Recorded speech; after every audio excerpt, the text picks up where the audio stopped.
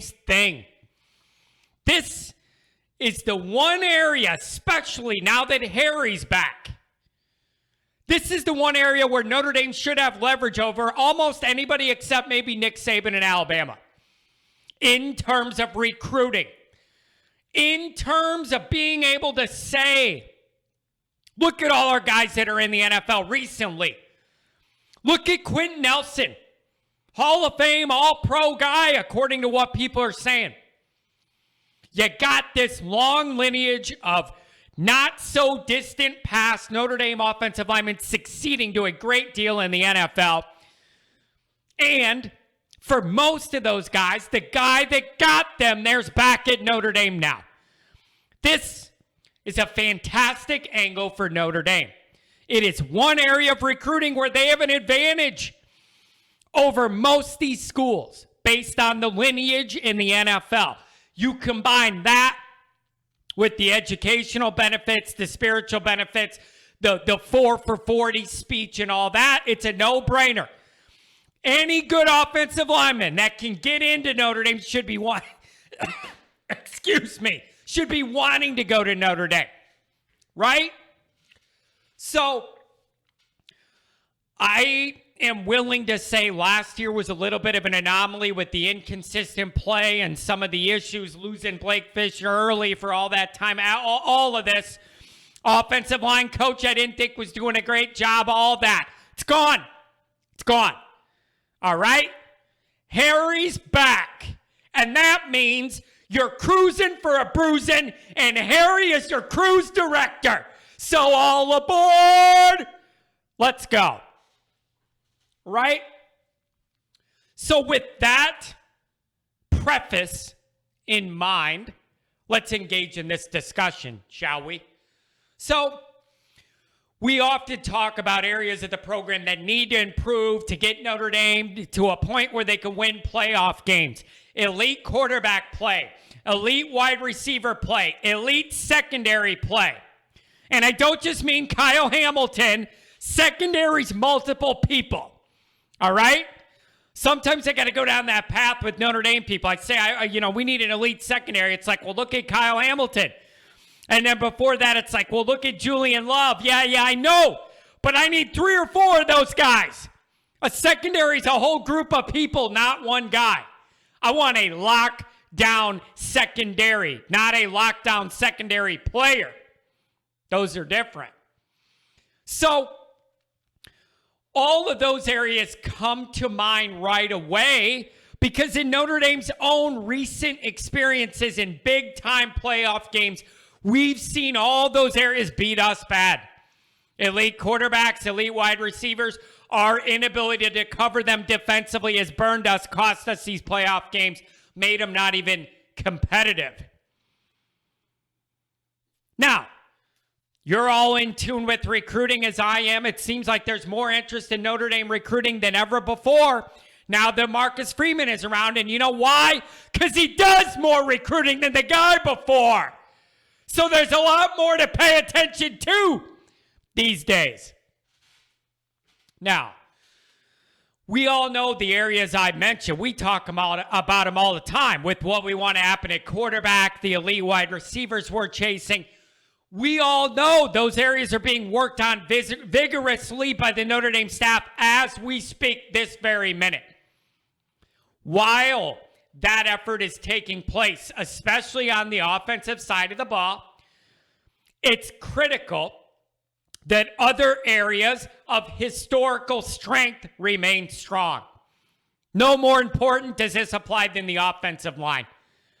The better this group is this year, the easier it's going to be to get the quarterback play and wide receiver play that we want. Right? That is obvious. The better your offensive line is, the easier it is to get a young quarterback acclimated, get a running game going, give the quarterback time to find these receivers down the field, all of that. Getting Sheriff Harry back is huge. I expect a big jump in offensive line play week 1 against Ohio State. None of this sleepwalking and then week 9 we wake up and we can move somebody. No, I don't think so. Harry's going to have a mean. the other thing. I love the dynamic that Chris Watt is getting to learn the ropes under Harry. And Chris Watt, of course, was a Notre Dame offensive lineman. I already like that lineage. If there's a progression plan there for Harry to grant Watt with his tutelage and then ride off in the sunset and Chris Watt takes over, I could get down with that. If you're going to learn from somebody, I want it to be Harry. Harry's going to have a mean. Harry's going to have a mean again. And I, for one, am here for it, quite frankly. Yesterday, Notre Dame secured the verbal commitment of Sam Pendleton, 4-star offensive lineman, number 342, nationally regardless of position, from North Carolina, had Clemson interest, Michigan interest, ended up at Notre Dame. Now, anytime Notre Dame gets a 4 or a 5-star guy, that's going to excite and ignite the fan base, as it should. It almost counts as double to me when you're taking a guy that had Clemson interest and Michigan interest, or the other way around. Those schools were interested in him. Anytime you could get a 4 or a 5-star guy at any position that those two schools want, we get him instead. That's almost a double victory to somebody like me. Those are direct competitors. Clemson, as a team, we're going to play more often with the ACC agreement. And look at how much we've already matched up with them in the past. And Michigan, you know how it is with me in Michigan.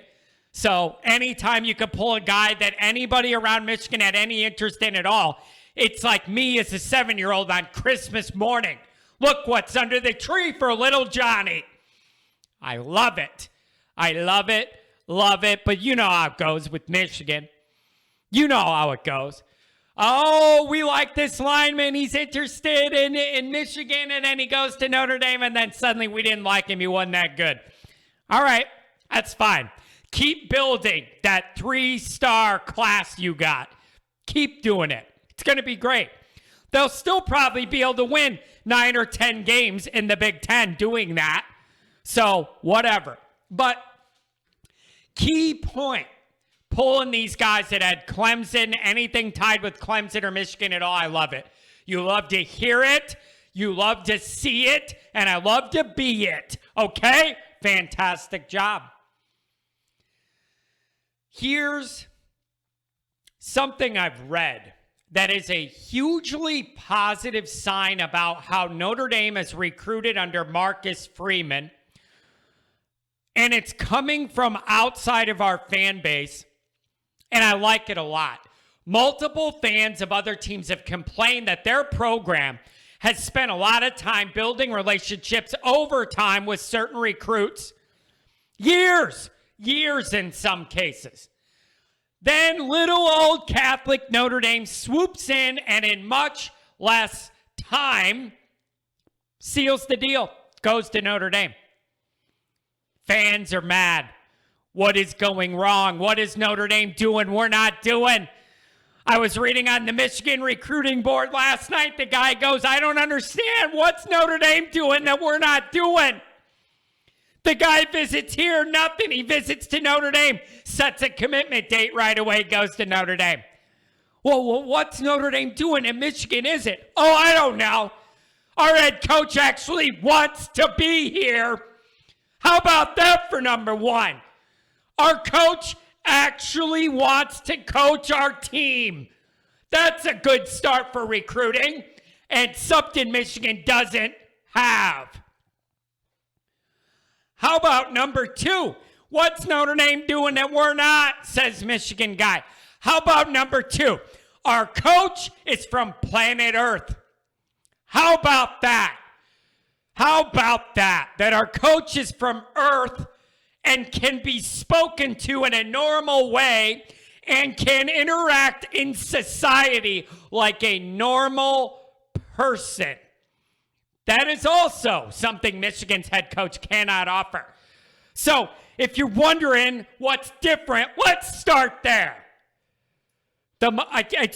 It astounds me that they're sitting there and they can't figure out why after this fancy Big Ten win last year, how could guys not be interested? Your coach showed he doesn't want to be there. That is going to naturally affect recruiting. I don't care if you got lucky once out of 20 years and beat Ohio State. Everybody in America knows, including other coaches and other recruits, no, your coach is weird and he doesn't even want to be there. I love what's happening right now. Ohio State, Notre Dame, Michigan State are strangling the shit out of Michigan recruiting. I love it. I'm here for all of it. Strangle the shit out of them. 3-on-1. I love this. I absolutely love it. I'm here for all of that. 3-on-1. I love it. Now, along a similar vein to getting Pendleton, Notre Dame is crystal balled as in the lead for 4-star North Carolina O-lineman Sullivan Absher. A lot of people feel real good about that. Depending who you ask, Notre Dame's also in the lead for borderline 5-star O-lineman Jagasaw. Still in the mix for Monroe Freeling, Austin Sierreveld as well. Ukilola may be somewhat a long shot, but when you have the lineage Notre Dame does in the pipeline to the NFL, Notre Dame has, I'm not counting them out. If it's a wide receiver or something, that's different. This ain't that. So I'm not counting them out. What you need to keep in mind is spots are somewhat limited on the offensive line right now, which allows Harry and company to go big game prize hunting. Get the guys a small circle of guys you're really interested that are good fits, gonna be NFL players, focus on them. That's what we're doing, and I love it. All right, I absolutely love it. If you're looking at how this is shaping out, fantastic. I know these offensive linemen aren't flashy. It isn't Carnell Tate. It ain't Dante Moore. Everybody knows that. But if you've been around football at all, you also know you need this engine to win. You need this engine to win. And that engine is good offensive line play. Guys ready to go out there and go to war. Play one click past the whistle every play. One thing to take notice of overall. Notice, nobody committing to Notre Dame in this 2023 class presently is a 3-star guy. Also, I could be wrong on this, but when I looked up the visitor list for potential recruits visiting for Blue and Gold weekend last week, I didn't see a 3-star on that list as well. This is noticeable progress over the Bayou Bryant swap man. The bar is raised. I used to complain every year. Yeah, the high end of Notre Dame's class has some great, exciting guys. But overall, half the guys Kelly got every year were 3-star guys. You're never getting over the hump when that's the case. You're not. You're not getting over the hump. Now, I know what people are going to say. But John, so-and-so was a 3-star guy, and he ended up being an all-pro in the NFL. The outliers don't disprove the mathematics, all right? Overall, more 4- and 5-star guys end up being elite than 3-star guys. There's always going to be outliers, all right?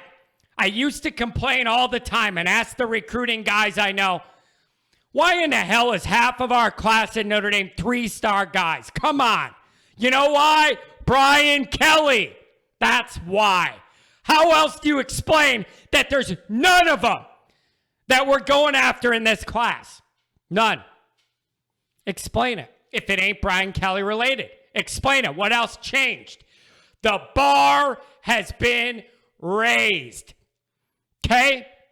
Thank God. If you get a couple 3-stars because they have elite flash, you see something in them, they're an athlete, you may be able to use and plug different places. I'm fine with that at the back end of your recruiting roster. A couple guys or a long snapper or something, but it can't be half your class like too many Kelly classes were.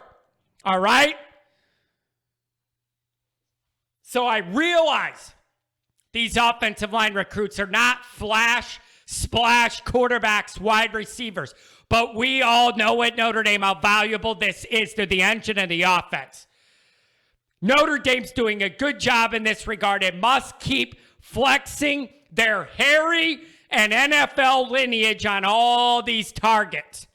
Notre Dame has the leverage and advantage in this specific recruiting battle over everybody, I'd argue, except Nick Saban in Alabama. That's it. This is the one spot on a roster where Notre Dame should be in the catbird seat to be able to throw out a small net and grab the best of the best, hand-picked guys and get them. The education's going to be good, and the NFL lineage cannot be questioned. It cannot be negatively recruited against. Quentin Nelson cannot be negatively recruited against. The Martin brothers, Stanley, all those guys, McGlinchey, whatever. Okay? So that's the one position where Notre Dame has historical lineage leverage over everybody else. Okay? The key overall takeaway here is that Notre Dame is raising the bar. Okay?